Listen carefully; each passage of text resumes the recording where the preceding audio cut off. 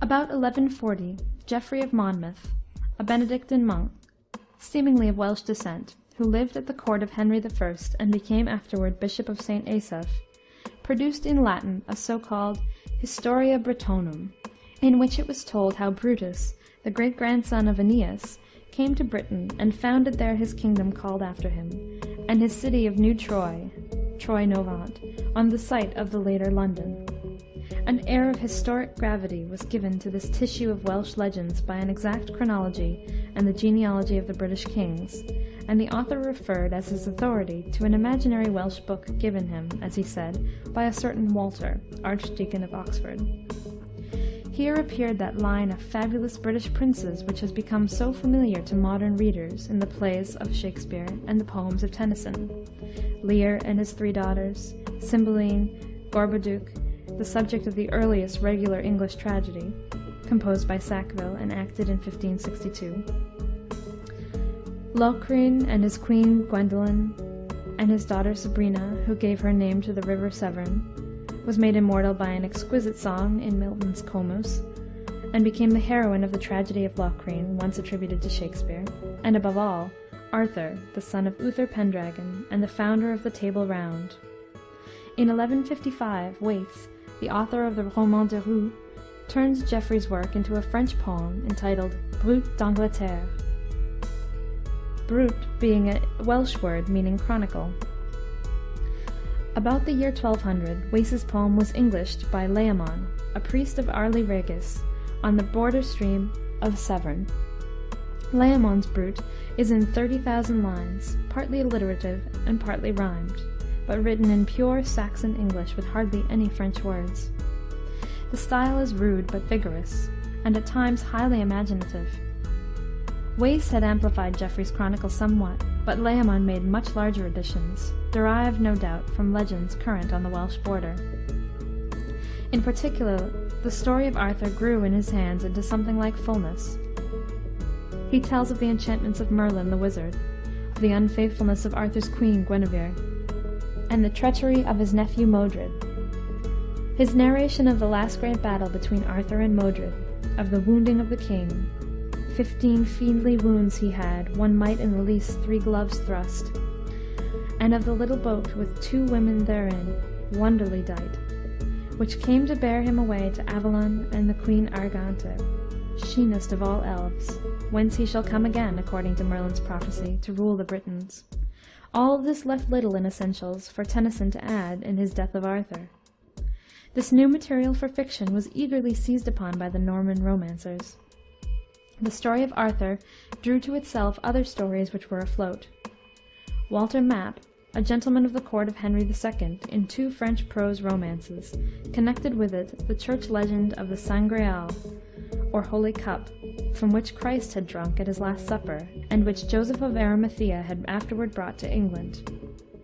Then it miraculously disappeared, and became thenceforth the occasion of knightly quest, the mystic symbol of the object of the soul's desire, an adventure only to be achieved by the maiden knight Galahad, the son of the great Lancelot, who in the romances had taken the place of Modred in Geoffrey's history, as the paramour of Queen Guinevere.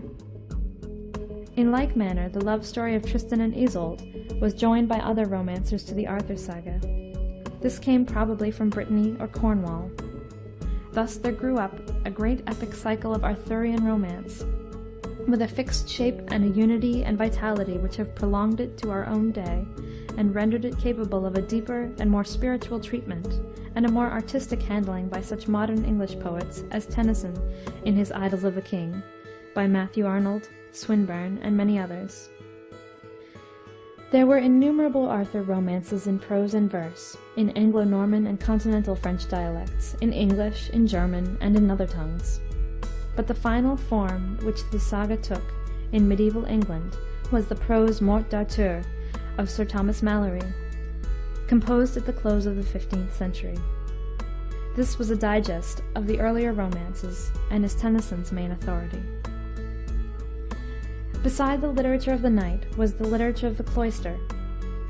There is a considerable body of religious writing in early English, consisting of homilies in prose and verse, books of devotion like the Encren Revle, Rule of Anchoresses, 1225, the Eembit of Inwit, Remorse of Conscience, 1340, both in prose, the Handlungssinne, 1303, the Cursor Mundi, 1320, and the Prick of Conscience, 1340, in verse.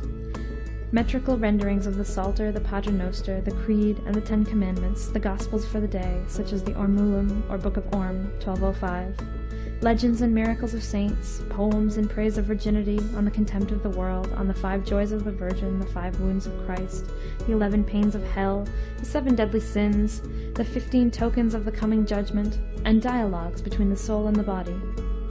These were the work not only of the monks, but also of the begging friars, and in smaller part of the secular or parish clergy.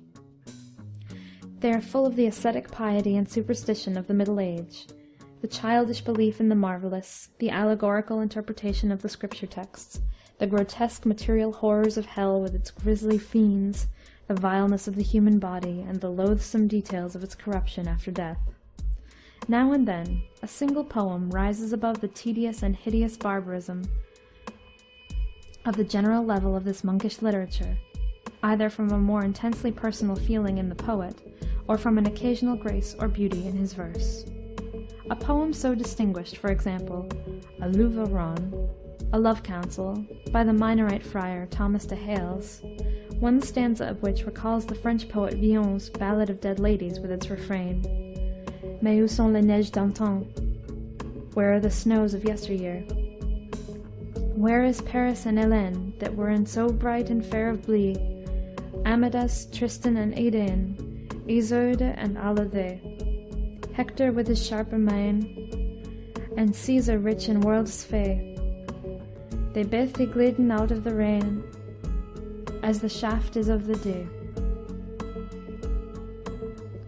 A few early English poems on secular subjects are also worthy of mention, among others The Owl and the Nightingale, generally assigned to the reign of Henry III, 1216 to 1272, an estrif or dispute in which the owl represents the ascetic and the nightingale the aesthetic view of life.